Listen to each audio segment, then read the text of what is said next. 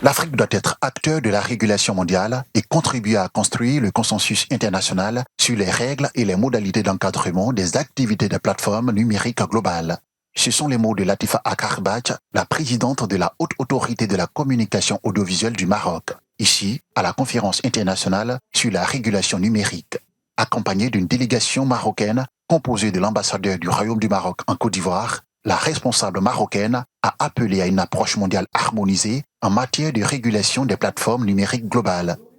Il est très important que ces plateformes numériques soient tenues responsables de leur contenu et de leurs pratiques à l'échelle du marché global sur lequel elles agissent. C'est aussi une question qui renvoie au principe d'égalité de droit entre les utilisateurs des plateformes numériques dans toutes les régions du monde. Il n'est pas normal que les droits en ligne de citoyens, par exemple en Europe, soient préservés et protégés et pas ceux des citoyens africains.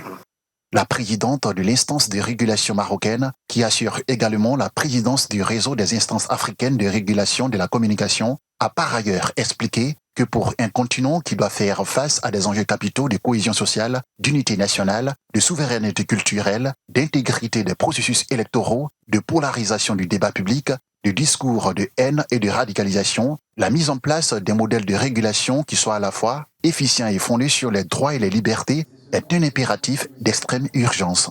Les plateformes numériques globales ont une influence multiforme sur toutes les sociétés, que ce soit au niveau de la culture, des valeurs sociétales, du politique ou d'autres dimensions encore qui concernent l'espace public.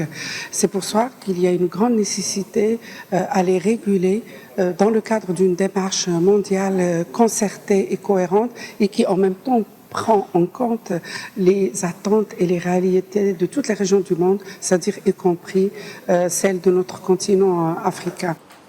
Concernant la régulation de l'intelligence artificielle, la présidente de la ACA a estimé qu'il fallait poser cette question non pas en termes de limitation de l'usage, mais plutôt en termes de contrôle de cette utilisation et en termes d'élargissement de l'accès aux opportunités que cette technologie offre en matière de développement global des pays.